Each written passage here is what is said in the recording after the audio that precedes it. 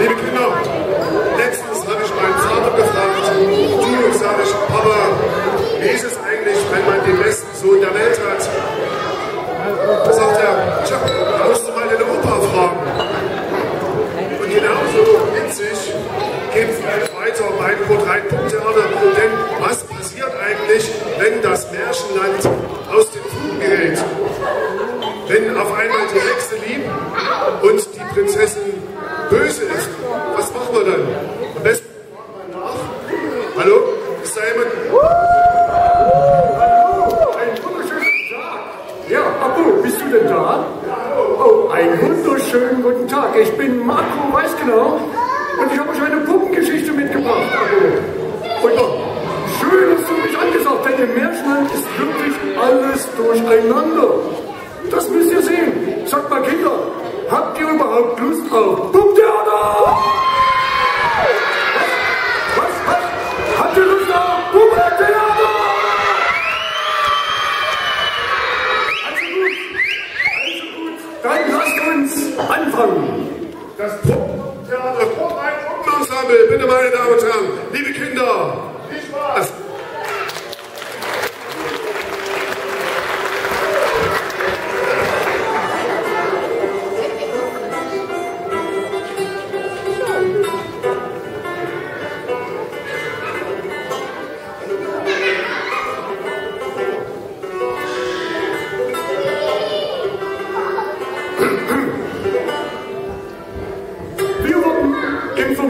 Dass im Moment im Märchenland alles verrückt spielt. Nichts ist mehr an seinem Platz, alle Menschen sind durcheinander und das zur Weihnachtszeit. Die 7 Zwerge wohnen jetzt im Wolfsbau und im Hexenhaus wohnt Rotkäppchen. Der Topf, der früher auf Befehl süßen Brei gekocht hat, kocht jetzt nur noch Tennisbälle. Und einige andere seltsame Ereignisse stellen die ganze Märchenwelt auf den Kopf. Rapunzel hat wahrscheinlich den besten Überblick. Ihr Turm steht auf einer Lichtung. Sie hat bestimmt einiges von da oben beobachten können. Lasst uns mal hinschauen!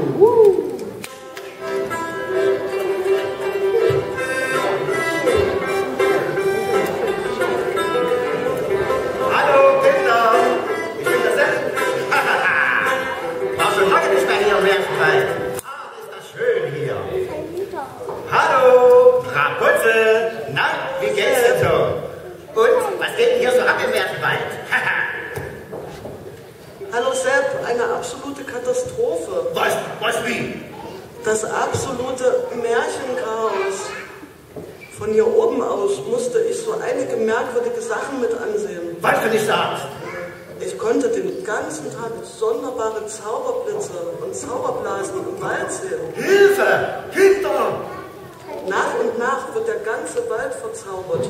Es ist nur eine Frage der Zeit, bis auch hier alles verhext ist. Ah, was machen wir denn da? Ich habe große Angst.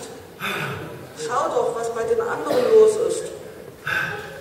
Rotkäppchen wohnt jetzt da vorne im Hexenhaus. Was ist denn das? Und die Hexe rennt mit der Gans, die goldene Eier legt, im Wald herum. Furchtbar! Die 7 Zwerge wohnen jetzt im Wolfsbau. Das ist doch Wahnsinn.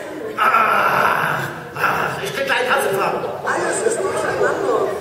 Gerade zur Weihnachtszeit spielen alle Märchen verrückt. Kinder! Nein. Was können wir nur tun? Oh, Kinder! Da komme ich nach meiner langen Wanderschaft wieder mal ins gute alte Märchenland und alles ist total durcheinander. Na, da werde ich doch gleich mal zu meiner Freundin Rotkäppchen schauen, wenn die jetzt im Hexenhaus wohnt. Und du, Rapunzel, bleibst am besten hier im Turm. Vielleicht ist das noch der sicherste Platz. Hier im total verrückten Märchenwald. Also, Rapunzel, bis gleich. Ich mach mich mal zu Rotkäppchen. Kinder, bis gleich.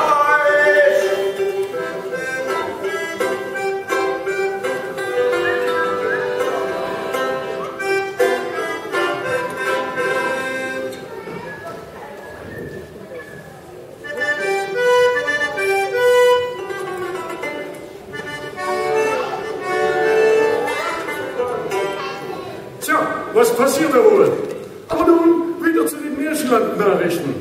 Bei dem alljährlichen Zauberwettbewerb hatte diesmal endlich unser Märchenwald auch einen Teilnehmer. Aber der junge Zauberer Fidibum, ein Sohn des großen Zauberers Rubbeli-Katz, wurde nicht nur disqualifiziert, sondern auch noch zu einem Jahr Zauberschule verurteilt. Der kleine Fidibum ist erst seit letztem Frühling bei uns im Wald. Aber wie inzwischen bekannt, ist er sehr faul und leider nicht so gelehrig. Darum hatte ihn sein Vater in die weite Welt hinausgeschickt, damit er etwas lernen würde. Als der Zauberwettbewerb vorbereitet wurde, wollte er unbedingt teilnehmen. Da er aber früher in der Zauberschule immer nur geschlafen hatte und nie aufpassen wollte, ist natürlich beim Zauberwettbewerb alles schief gegangen. Und ein wahnsinniges Chaos entstand.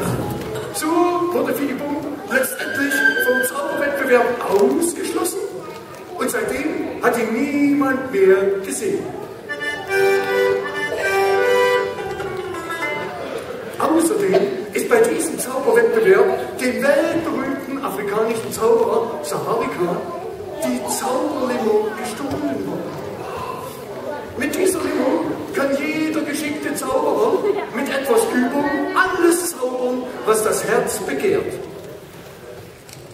Der Zauberer braucht die Limo unbedingt, um im heißen Afrika Wasser herbeizaubern zu können. Hinweise zum Verbleib jeder Zauberflüssigkeit nehmen wir gern entgegen. Inzwischen, wie ich höre, spitzt sich das Durcheinander im Märchenland weiter zu. Wenn nicht bald was unternommen wird, versinkt das Märchenwald wahrscheinlich völlig im Chaos. Sogar der König muss im Wald Räuber spielen und der Zauberspiegel der Königin singt den ganzen Tag nur alle meine Entchen. Lass uns mal wieder zu Sepp schauen. Der ist bestimmt schon längst am Hexenhaus angekommen. Also los!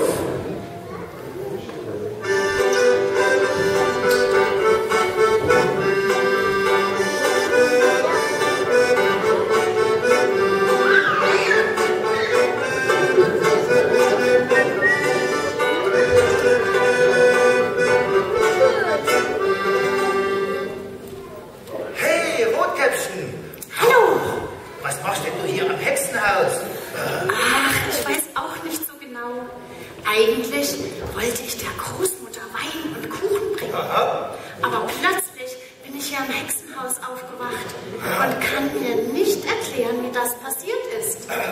Großmutter wohnt auch nicht mehr in ihrem Waldhaus. Wo wohnt denn die jetzt? Da wohnt jetzt Dornröschen. Was? Ich habe keine Ahnung, was noch alles passiert ist. Oh, Hilfe! Das Schlimmste aber ist, ich habe plötzlich so großen Appetit auf Großmütter. Kinder! Da stimmt doch was nicht. Soll ich jetzt meine eigene Großmutter fressen oder was? Großmütter. Kinder, was ist denn hier eigentlich los? Du kannst doch nicht deine eigene Großmutter essen wollen. Das geht doch nicht. Ich werde doch wahnsinnig. Oder sag mal, bist du vielleicht verzaubert? Nein, aber vielleicht hat das alles was mit dem Zauberwettbewerb zu tun.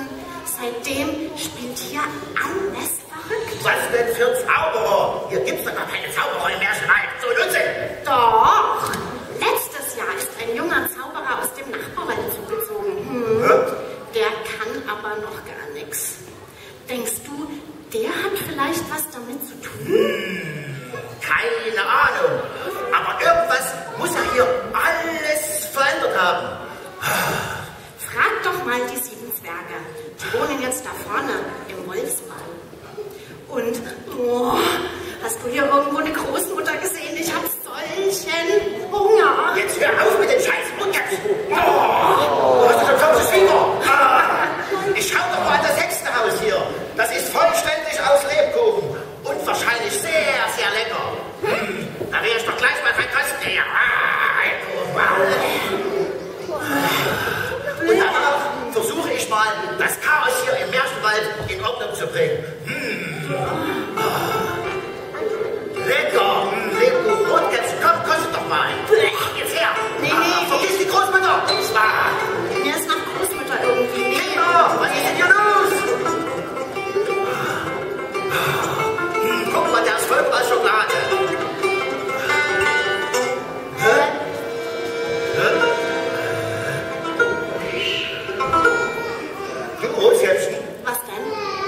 glaube, uns beobachtet jemand. Ich habe da was knacken gehört. Da hinten im Gebüsch. Was? Oh, ich weiß nicht, ich kann mich gar nicht konzentrieren. Ich muss immer an leckere Großmütter denken. Was ist bloß los mit mir? Hör auf mit dem Scheißmensch jetzt. Am besten wir gehen zusammen zur Großhöhle. Sonst findest du am Ende noch unterwegs eine Großmutter, die du essen kannst. Das darf auf alle Fälle nicht passieren. Kinder! Los, komm, Rotkästchen, wir gehen zur Großhöhle.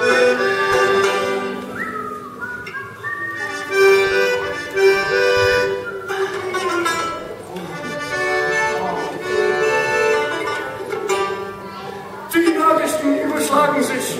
Schneewittchen hat Hungerstiechen mit einem Apfel vergiftet. Und an jeder Ecke im Wald entsteht immer mehr Chaos. Wenn das so weitergeht, gibt es zu Weihnachten nur ganz merkwürdige Weihnachtsgeschichten und die Kinder auf der ganzen Welt werden enttäuscht sein. Ja, ich hoffe, dass unsere Helden das Blatt noch einmal wenden können.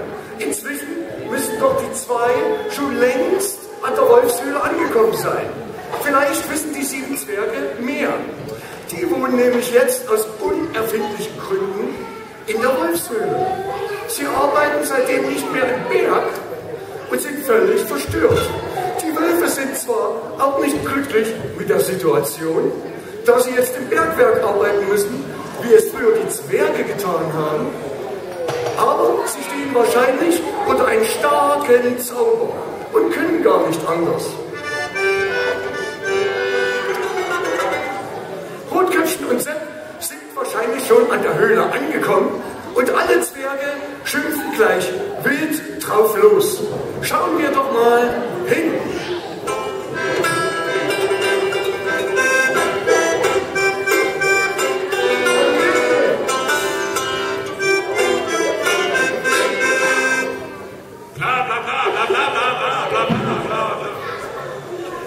Was ist denn hier los? Haltet doch mal eure Schnabel, hier kann doch keiner was verstehen. Hilfe! Als wir gerade von der Arbeit nach Hause liefen, haben wir im Wald plötzlich ein lautes Rülpsen gehört. Und im selben Augenblick fanden wir uns hier in der Wolfshöhle. Aber so geht das doch nicht weiter. Wir wollen wieder nach Hause. Und was macht eigentlich unser gutes Schneewittchen? Kinder, sag mal, wo habt ihr denn das Rülpsen gehört? Na, in der Nähe vom Schlappelbach an der Blubberbrücke. Was? Schlapperschlaf an der Schlubberschlücke? Ist das sowas? Quasselquatsch an der Zuckerzwicke. Das finden wir doch nie. Sagt mal, könnt ihr uns nicht vielleicht hinführen? Ja, Aber wir gruseln uns so sehr. Und was ist, wenn nochmal sowas passiert? aber das hilft doch alles nichts. Wir müssen was unternehmen. Am besten, Kinder, wir gehen zusammen dorthin. Zusammen brauchen wir keine Angst zu haben. Und können gegenseitig auf uns aufpassen. Und zusammen haben wir auch viel mehr Augen und Ohren, um alles besser sehen und hören zu können. Lasst uns also zusammen zum Wappendach an der Zuckerfliege gehen. Nein, das heißt Schlappelbach und Blubberbrücke. Ist ja ganz verrückt hier. Quasselquatsch an der Zuckerzwicke.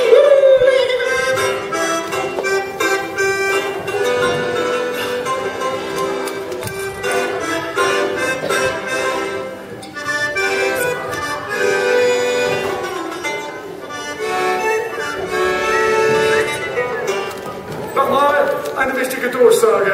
Beim Zauberwettbewerb ist eine Flasche Zauberlimo verschwunden oder gestohlen worden. Es ist die Flasche vom Zauberer Saharika aus Afrika.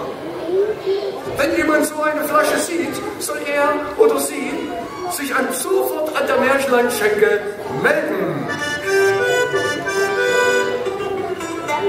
Unsere Märchenlandretter sind nun unterwegs zum Schlappelbach. Werden unsere Helden das Rätsel lösen? Was passiert am Schlappelbach an der Blubberbrücke?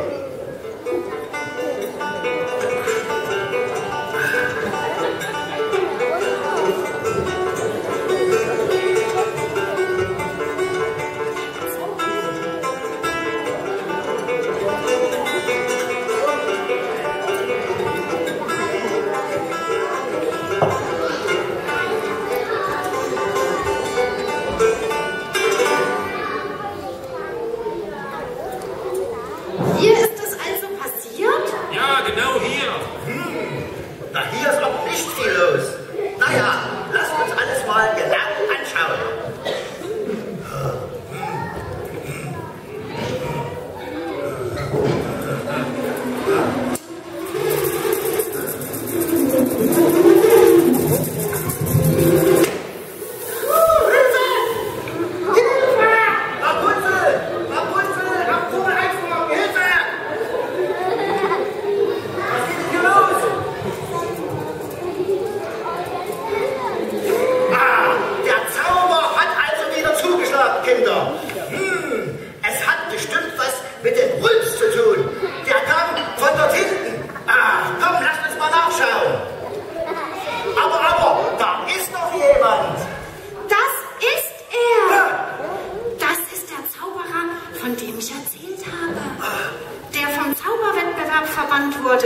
Und dann nicht mehr gesehen wurde.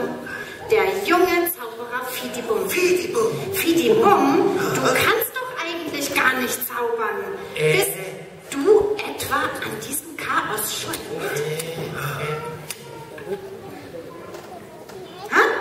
Sprich.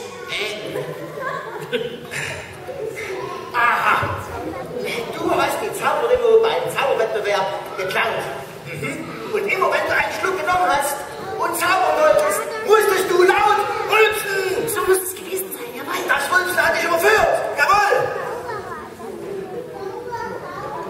Sprich, kleiner Fidibom. Ja, ich weiß, dass ich großen Mist gebaut habe, aber ich habe mich auf den Zauberwettbewerb so geärgert, weil ich nicht ein bisschen zaubern kann. Habe ich die Zauber nur einfach stibitzt. Ich weiß ja auch, dass meine eigene Schuld ist, aber dass ich jetzt zaubern kann. Weil ich immer in der Zauberschule geschlafen habe und nicht so richtig aufpassen wollte, habe ich eben nur wenig zaubern gelernt. Und deswegen hast du hier dieses Chaos angerichtet? Ja. Hast du wenigstens noch genug Zauberlimo, um alles wieder in Ordnung zu bringen? Ich wollte doch nur einmal zaubern, die richtige Zauber zaubern. Und da dachte ich, dass ich mit der Zauberin auch richtig zaubern könnte. Aber leider ist immer etwas anderes passiert, als ich eigentlich wollte. Und wenn ich jetzt wieder nur zaubern wollte, wurde alles nur